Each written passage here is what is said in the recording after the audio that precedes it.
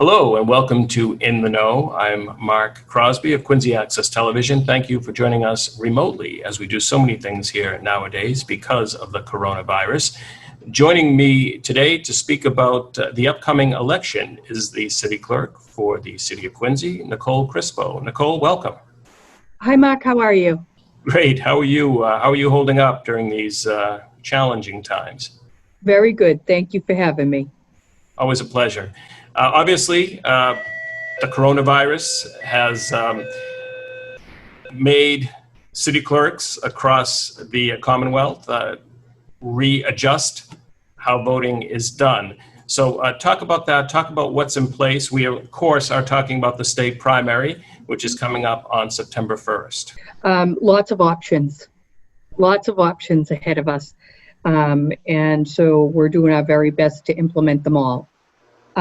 First, as all of you have received your request for an early ballot to be mailed to you. And we're working hard on getting those out to all the people who have requested them. Second is the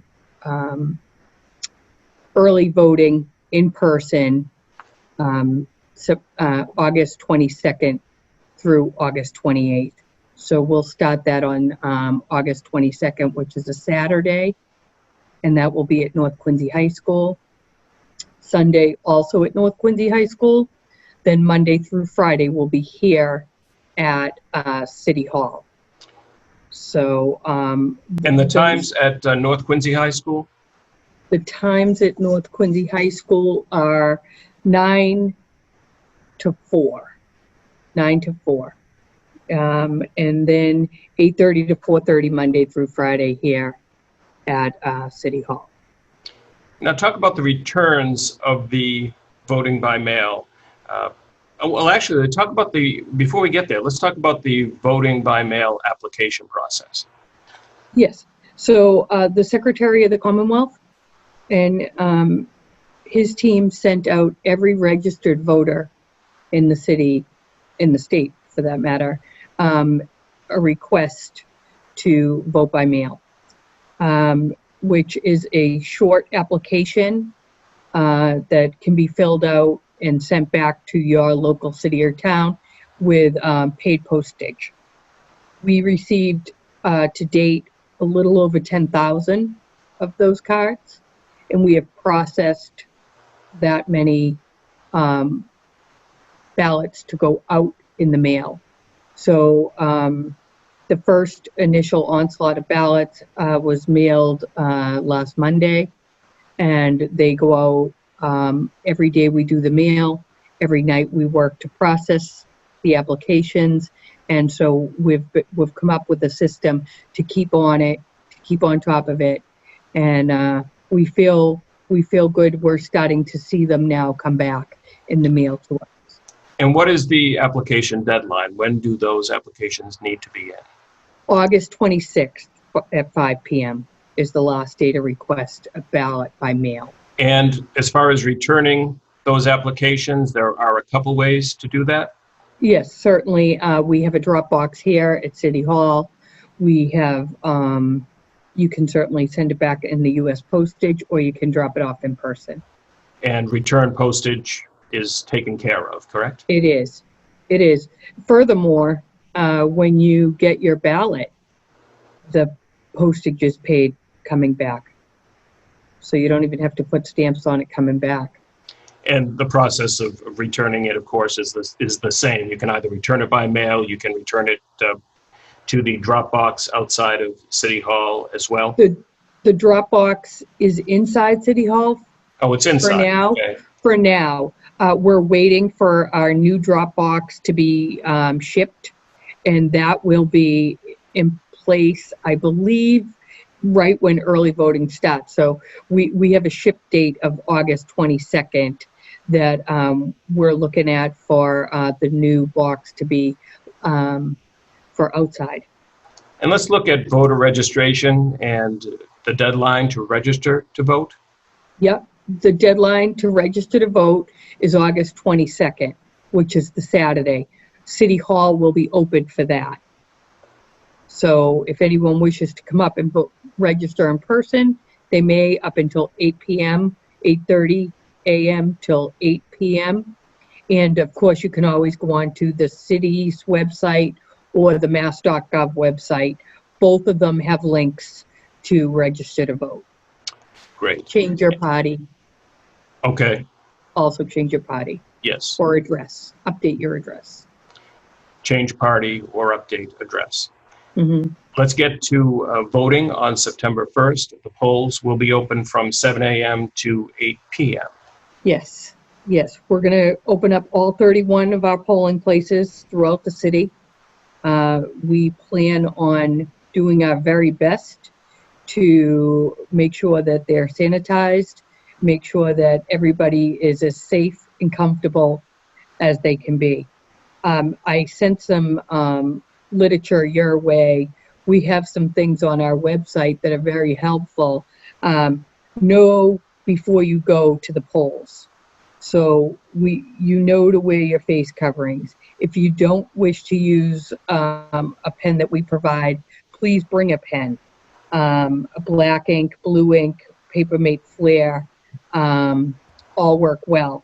We will have pens there provided, but if you wish to bring your own, you may. Also, to mark your ballot, if you don't want to go into the booth, you can bring a clipboard or you can bring a book to lean on. Bring an ID in case, you're required to bring an ID. Mostly for new voters. If they didn't provide an ID number when they registered, they'll be required to show that.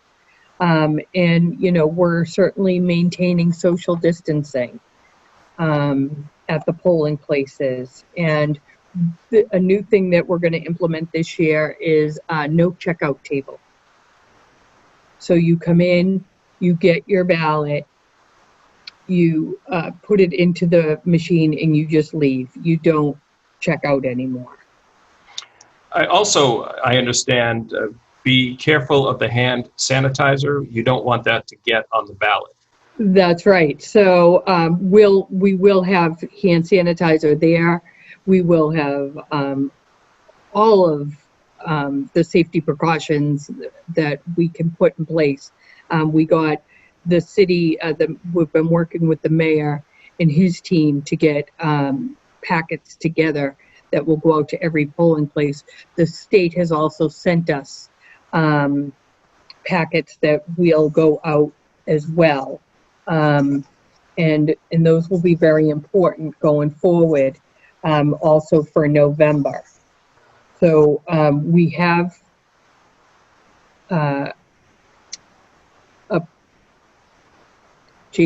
sorry, lost my train of thought.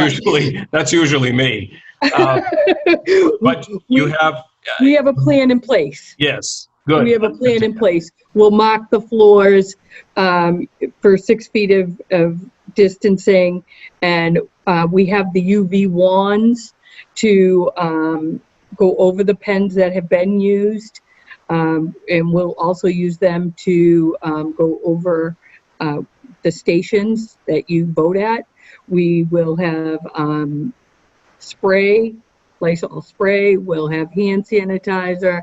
I mean, we're confident that it's going to be a safe area. Now, voters are required to wear masks. Obviously, poll workers are required to wear some kind of face covering as well. Yes. So poll workers will be in masks. We also got them the shields. We got the acrylic shields for the check-in table.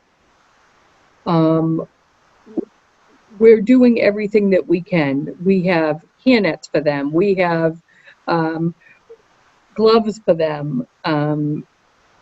They will take their breaks. They will wash their hands. Every facility has a place that you can go in and wash up if you need.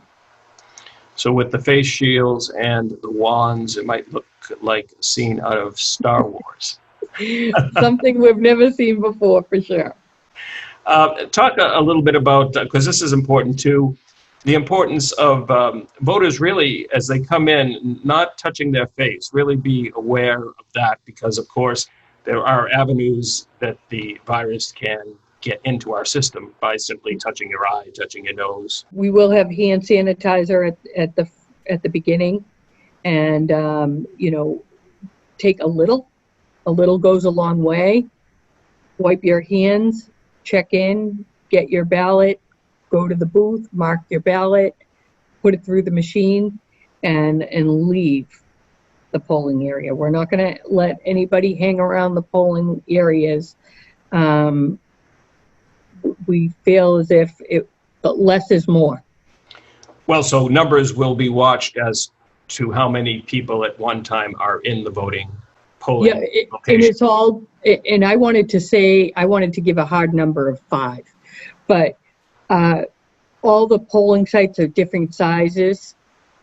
So, you know, we're going to let the wardens and clerks make the judgment call on how many people can come in at once.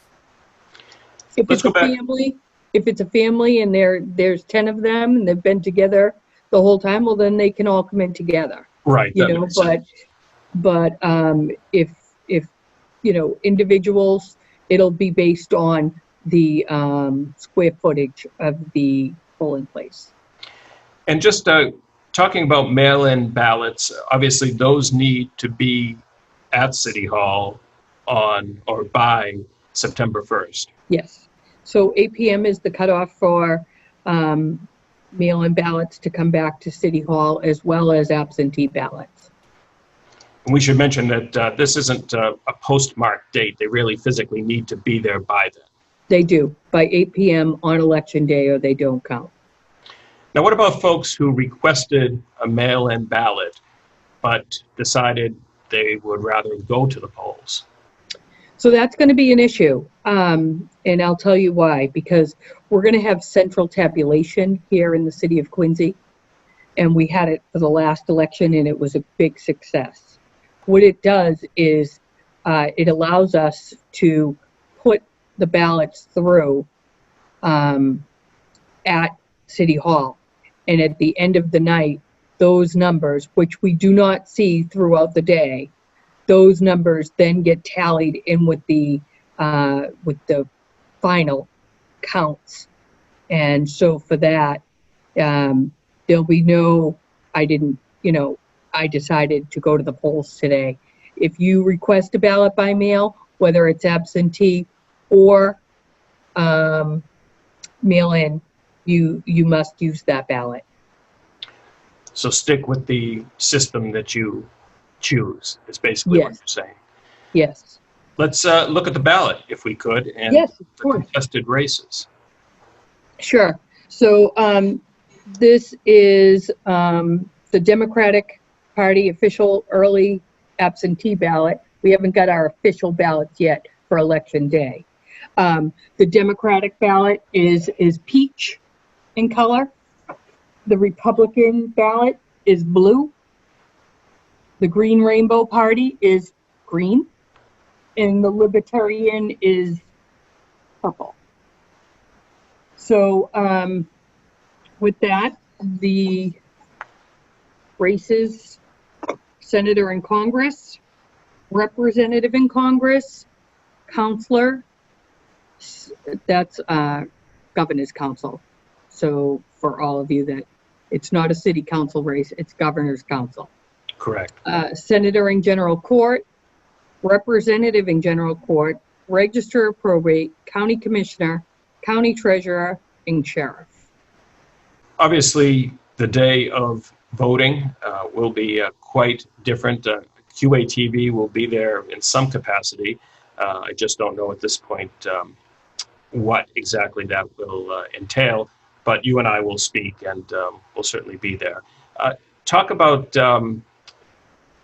as much as you can, maybe predict how late the tabulations will, I suppose, reach. This is different this year. It's probably very difficult to even venture to answer that question. It is. So based on 2016 numbers, that's what we look at to kind of get a feel. Well, we've already bypassed that number. And that was people going out to the polls and absentee voting. So with the opportunities to vote in so many different capacities, I think that we're getting an uptick. Plus, we have a lot of local people running on this ballot. So I think that's, causing an uptick as well. So, so for now, I predict maybe 2,000 people coming out for early voting over the weekend of the 22nd and 23rd. And then the rest of the election voting will be here at City Hall in the City Hall chamber. We will have handicap parking out front. We will have parking at the back of the T for people to come in and vote early. So the mayor and his staff are working with us, and we're getting it done. Talk about how the pandemic has affected your poll workers, and a challenge. That's another challenge that you really need to overcome, or certainly another barrier thrown your way. But I'm sure you'll be able to do it. Right. So let's hope so. So we've come up with a plan, and the mayor has helped out tremendously. So we had a meeting yesterday with all the department heads, and he has asked that his administrators and clerical workers, if they wish to work on election day, they may. So asking department heads to give people not so much the day off, but to do their civic duty, and we appreciate that. So we already got 20 people, and it was yesterday at 2:00. We already got 20 administrators that have said that they'd like to be poll workers on election day. So we're really happy with that. So we're going to do some training, whether it's via Zoom or mailing. We're going to mail all of our poll workers the procedures of working election day. But for the new people, we're going to try to do a training. So we'll try to put that together via Zoom or in person with social distancing in mind. And it's no surprise that traditionally a lot of seniors help out, and we all know that this pandemic tends to hit them more than it hits other age groups. So certainly I'm sure that there have been seniors that have helped in the past that have pulled back this year. And we're so thankful for their service. These are people that have been working the polls for 20 years and like nothing more than to come out and see the people that they see year after year in person. And so for that, some of them called and said, can I come back next year? Well, of course you can, but we have to do our very best to make sure that the polls are manned and up for operation. And that's what we plan on doing. Just kind of a side note, as I was driving up to work this morning, I was listening to WBUR, and a poll that was conducted by them had 4 out of every 10 folks voting by mail this year. Yeah. We're encouraging people to come to early vote, and we don't anticipate that there'll be, lines at the polls. So we're assuming that, a lot of the people took Secretary Galvin's warning serious, and the reason why the legislators did what they did was for the opportunities to stay home, to not go to the polls, and so we broadened all of our what we could do to make it easier for people, and so that was our main goal. And I think that, after the first onslaught of 10,000 mail-out ballots, we're catching up, we're keeping up, And we feel good about where we are right now as far as the department goes. And just talking about funding, early voting, how is that funded? Obviously, there is an increased cost this year because of the request for mail-in votes, Right. ballots. So at my budget hearing, I could see it coming, but the bill wasn't signed. So I did tell the counselors and the mayor that we anticipate that we're going to exceed our budget this year, and they understood fully. And some of the counselors actually said, you know, whatever you need to make election day, you know, possibly you let us know, and we'll work with you on the funding. I